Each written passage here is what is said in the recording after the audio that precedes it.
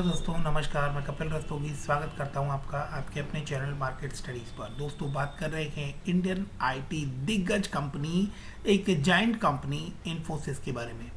जब इंडिया में top 4 IT companies की बात होती है तो इन्फोसिस जो है वो आपको सेकंड लेवल के ऊपर नज़र आता है। इन्फोसिस के रिजल्ट बुधवार को आपको आते हुए दिखाई दिए थे।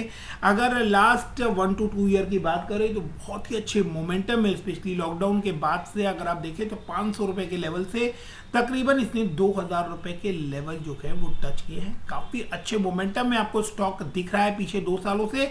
लेकिन अगस्त 21 से अगर हम बात करें तो ये आपको एक साइडवेज मूव यानी कंसोलिडेशन फेज के अंदर आपको समहाउ दिखाई देता है। रिजल्ट मार्च 22 के अनाउंस हुए हैं, तो उससे पहले हम देख लेते हैं करंटली RSI देखेंगे तो 36 के लेवल पर है, जो कि बॉटम आउट होता हुआ नजर आ रहा है। ओवरसोल्ड ट्रैजेक्टरी में है, तो इस स्टॉक को, मल्टी बैगर स्टॉक को, आपको अगर ये लोएस्ट RSI के ऊपर इस समय मिलता हुआ नजर आ रहा है यानी ओवरसोल्ड कैटेगरी में, तो ऐसे में आपको मौका नहीं छोड़ना चाहिए। लेकिन रिजल्ट आ चुके हैं तो सबसे पहले रिजल्ट की बात करते हैं। तो रिजल्ट अगर आप देखेंगे तो ईयर ऑन ईयर बेसिस पर 23% का इंक्रीमेंट है। 5195 करोड़ का प्रॉफिट रहा है। पिछले साल यही प्रॉफिट 4233 करोड़ का था।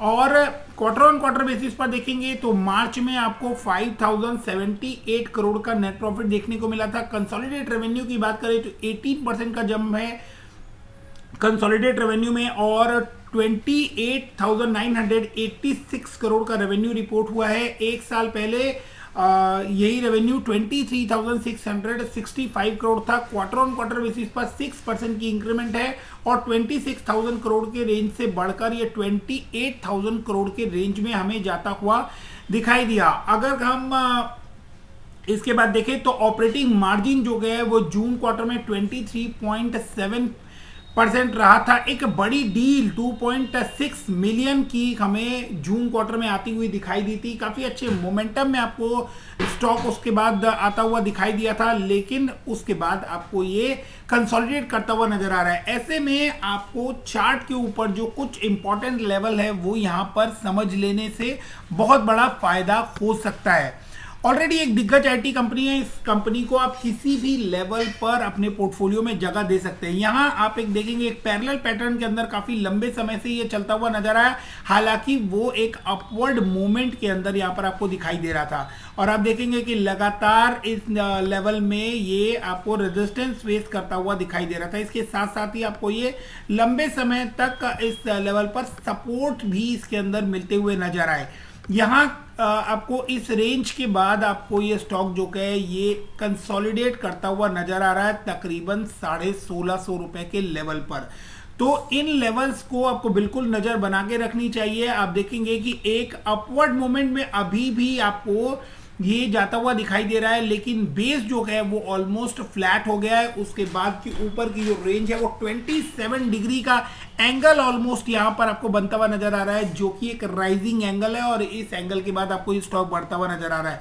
तो भयंकर तेजी जो है वो आपको देखने को मिलेगी जब ये वंस आपको 2000 का लेवल जो है वो वॉल्यूम्स के साथ ब्रेक कर ऊपर सस्टेन करता हुआ नजर आए। कंपनी में कहीं कोई प्रॉब्लम नजर नहीं आती है। अभी आईटी जो है, अगर आज की डेट में मैं आपसे कहूं कि आईटी यहां से आपको पूरा इंडियन आईटी सेक्टर यहां से 100 टाइम्स मल्टीप्लाई होता हुआ दिख सकता है आने वाले 10 इयर्स में। तो शायद आप लोगों को ये फिगर्स बहुत ज्यादा बड़ी लगे, बट अगर आप पूरे वर्ल्ड वाइड पैरामीटर में अगर इस बात को देखेंगे तो ये ग्रोथ जो है ये आपको इतनी बड़ी नजर नहीं आती है। बात करते हैं इन्फोसिस की, तो इन्फोसिस आपको एक अच्छे मोमेंटम में, लेकिन बेस जो है वो एक फ्लैट बेस के साथ आपको इस समय बढ़ता हुआ नजर आ रहा है। करंटली आपको 1748 यानी 1750 रुपए के लेवल पर ट्रेड करता हुआ नजर आ रहा है, और इसका जो स्ट्रॉन्ग बेस आपको यहां पर नजर आ रहा है